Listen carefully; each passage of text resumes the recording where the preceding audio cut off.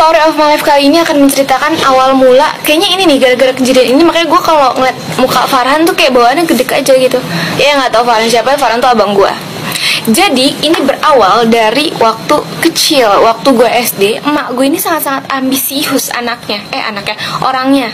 Jadi gue sama abang gue tuh selalu belajar tiap malam, ulangan kagak ulangan belajar. Libur itu cuma malam minggu, jadi sisanya setiap malam belajar dari jam 6 habis maghrib sampai jam 8 malam. Jadi nggak ada tuh yang namanya gue main malam-malam, tuh nggak ada. Apakah dengan belajar setiap hari gue dan Farhan menjadi orang yang pintar di kelas? Tidak. Kenapa? Karena ketika disuruh belajar, udah gini doang nih buku, kagak dibaca, jadi kayak bengong doang. Nah, suatu malam belajar nih seperti biasa kan, cuma karena gue lagi gabut gitu, gue males banget bengong doang tuh. Akhirnya gue iseng, samping gue tuh lemari, gue coret-coret lemarinya pakai pensil. Gue pikir itu bisa dihapus, bunda, ternyata gak bisa. Mana gue coret-coretnya gede-gede banget lagi, tulisan 1, 2, 3, 4, 5, 6, 7, 8, 9, 10. Itu gede banget, kayak satu sisi lemari itu penuh sama coretan gue. Agak panik tapi masih enjoy karena mak gue belum nyadar gitu, jadi kayak masih tenang-tenang aja. Nah, suatu malam abang gue yang duduk di situ gitu, gantian, gue nggak duduk di situ pas belajar. Dia melihat tulisan coretan itu dan dia tahu gue yang mencoret. Pas mak gue kelar sholat isya nih, pas keluar kamar, mulutnya lemes dia ngadu ke mak gue, dan kayaknya mood mak gue tuh lagi nggak bagus nih. Padahal udah emak-emak kayak remaja labil, tau nggak, moodnya naik turun. Nggak bercanda, mak, bercanda. Ya udah, bukan hanya omelan yang gue dapatkan, tapi pukulan, tonjokan, pakai celurit. Tuh gue kaget, dari mana nih celurit gitu kan. Ternyata mak gue dulunya suka tawuran, yoi. Apakah gue menangis? Oh, jelas tidak. Gue pakai wapak di situ kan, jadi gue kayak ayo pukul lagi gitu. Enggak dong, enggak lagi lah. Gue nangis, sambil nangis tuh gue ngeliat abang gue ketawa di pojokan. Terus kayak dalam hati gue tuh, karena gue saat itu belum belajar ngomong kasar ya, belum tahu tuh kata-kata kasar, jadi kayak dalam hati gue cuma goblok, tolol gitu. Enggak, gue nggak pendendam, gue nggak marah sekali sama abang gue, kayak biasa aja karena emang gue yang. Kalau ditanya terus lu kesel nggak sih sama abang lu? Enggak, gue tuh anaknya nggak pendendam. Gue kayak sadar juga karena emang di situ gue yang salah. Cuma pas malam tuh, pas dia udah tidur ya gue tonjok-tonjokin, gue cubit-cubitin. Pokoknya apa yang dilakuin mak gue ke gue lakuin ke dia malam itu, bahkan lebih parah.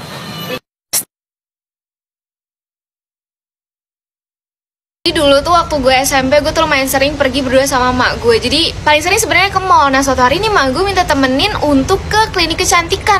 Itu pertama kalinya gue kesana, dan mak gue juga pertama kalinya untuk treatment. Jadi gue bersemangat sekali pas diajak sana, dan berpikir dari rumah kayak, wah, treatment nih, gue juga pengen treatment. Karena ya sebagai bocil genit yang ingin glow up gitu, gue excited parah deh pokoknya. Tapi sampai sono lo tau apa?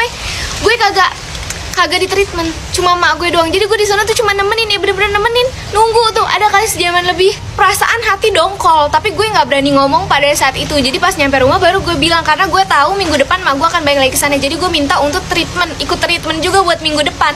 Terus gue nggak diizinin karena pada saat itu gue kelas 1 SMP, umurnya masih belasan tahun, di bawah umur banget. Itu berapa sih kalau kelas 1 tuh? Kelas 14 ya, umur 14 atau 13 tahun gitu. Pokoknya kayak masih kecil, dan sebenarnya muka gue juga gak kenapa-napa, cuma ya kusem aja gitu. Jadi kayak ya emang tidak seharusnya lo facial di umur segitu, tapi gue kan gak mau karena gue melihat mak gue setelah treatment tuh mukanya kayak bener-bener glowing, mulus, cakep, bersih gitu. Jadi gue juga pengen. Akhirnya lo tau apa? Gue ngumpulin duit dan gue memutuskan untuk pergi treatment sendirian.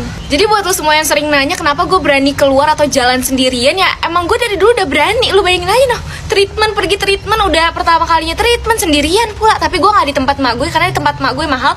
Gue kemana? Gue ke Detos. Gue keliling-keliling. Akhirnya gue menemukan facial di salah satu salon yang ada di Detos. Harganya murah, cuma berapa ya, 50.000. Ya udah, akhirnya gue masuklah ke dalam gitu. Terus treatment deh nih, excited banget gue pertama kalinya kan. Terus muka gue dibersihin, dicabut komedonya, itu bener-bener cepet banget. Mungkin kan emang gue gak punya terlalu banyak komedo, kayak kurang dari 15 menit udah kelar. Terus tiba-tiba mbaknya ngomong, mau sekali dimaskerin gak kak? Gue bingung kan, kayak bukannya facial ini udah termasuk masker ya. Terus gue bilang aja kayak, iya mbak sekali dimaskerin.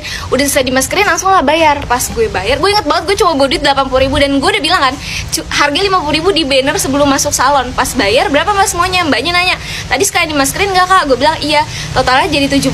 Gue yang kayak, hah?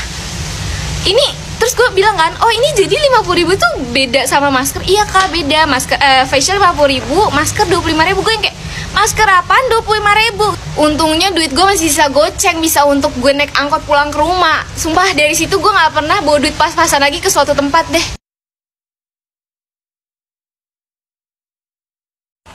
Nah abis itu gue kesel banget dong, gue tambah kesel karena yang salah anaknya kagak minta maaf, terus gue yang kena labrak. Udah gitu di hadapan teman-teman gue sekelas, kayak anjir malu banget. Gue gedek banget. Nah pas istirahat, ya BTW ada yang komen juga kayak, abis itu pasti lu yang dijauhin sama teman-teman lu. Enggak, teman-teman gue masih tetap ke arah gue dibanding si kaktus ini. Nah pas istirahat kita main nih, gue sama teman-teman gue, kagak ada si kaktus, kagak diajak soalnya. Nah lagi main petak umpet, tiba-tiba si kaktus ini akhirnya nyamperin gue dan minta maaf. Mungkin dia sudah merenungkan diri gitu, karena kayak udah ngebawa emaknya ngelabrak gue, tetap dijauhin sama temen-temennya gitu. Jadi akhirnya dia minta maaf. Terus ya udah, karena gue anaknya pemalu, baik hati dan tidak sombong, terbuka lapang dada. Apa yang terbuka? Maksudnya hati gue luas gitu, nggak bercanda.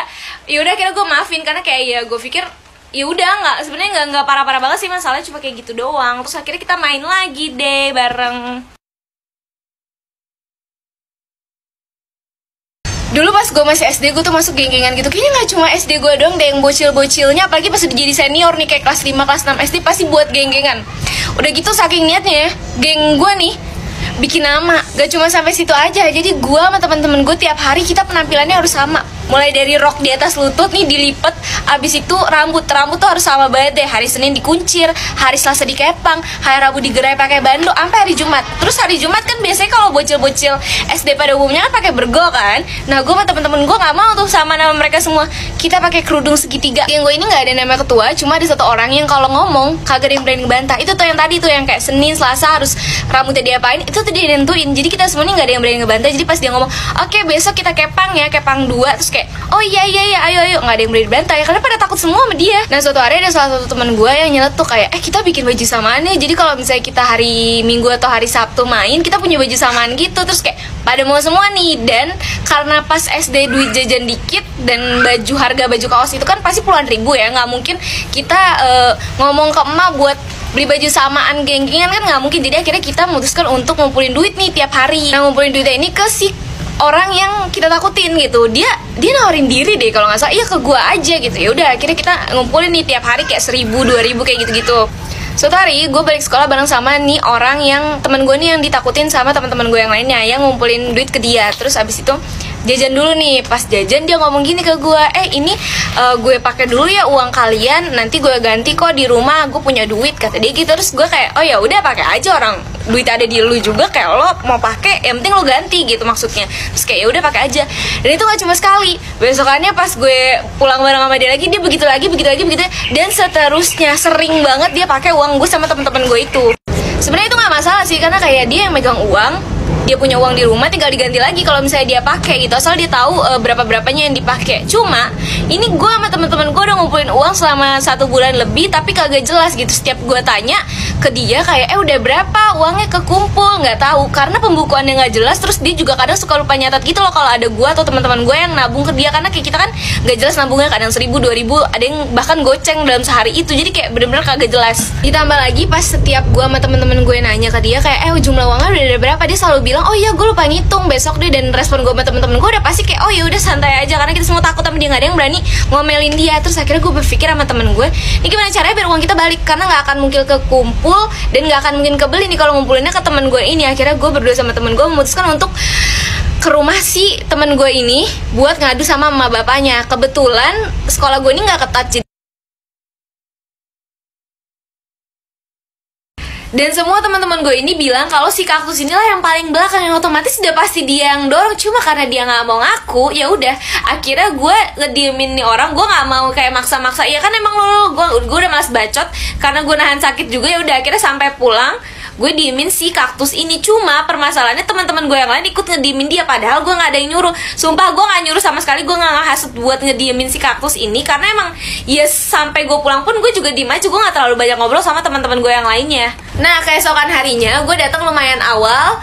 Terus kayak beberapa temen gue datang, terus kita sempet duduk di deket kelas gue gitu, kayak ada bangku panjang duduk dan ngobrol-ngobrol. Nah si kaktus ini nggak ada, karena emang dia datangnya selalu mepet bel.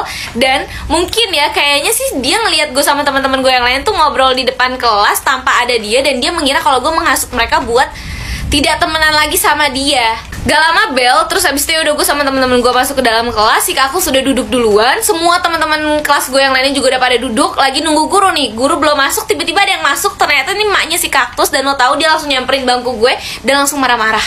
Maknya langsung ngomong kayak gini ke gue, kenapa kamu kemarin nyuekin kaktus? Itu juga teman-teman yang lain kamu hasut buat nggak temenan sama kaktus lagi. Kenapa sih, permasalahannya apa? Di situ gue yang kaget kayak, gue nggak kaget sih kalau dia ngadu, tapi kayak kaget aja gitu, cepet banget kok tiba-tiba gue udah dilabrak. Terus akhirnya gue bilang lah, kemarin pas lagi main tepok nyamuk, nih si kaktus ngedorong terus gitu nggak minta maaf nih, bikin pelipis aku, mataku sakit nih jadi bengkak. Gue tunjukin pelipis gue, lu tahu maknya ngapain? Maknya malah nyalain gue.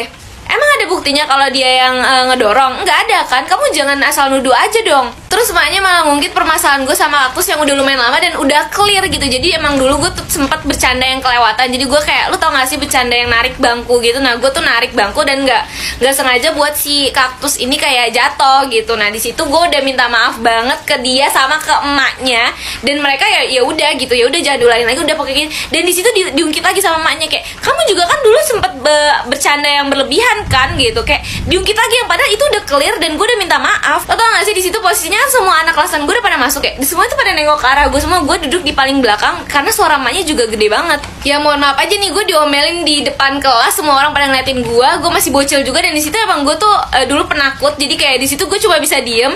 Udah mana diungkit permasalahan gue yang lama yang emang jelas-jelas salah gue, walaupun gue udah minta maaf, tetap aja gue ngerasa jadi kayak mental gue tergoncang sih jujur di situ. Jadi gue cuma bisa diem sampai akhirnya guru masuk nih, akhirnya penyelamat kan. Gue yang kayak alhamdulillah akhirnya ada guru masuk gitu. Baru kali ini gue seneng guru masuk ke dalam kelas, terus akhirnya emaknya keluar.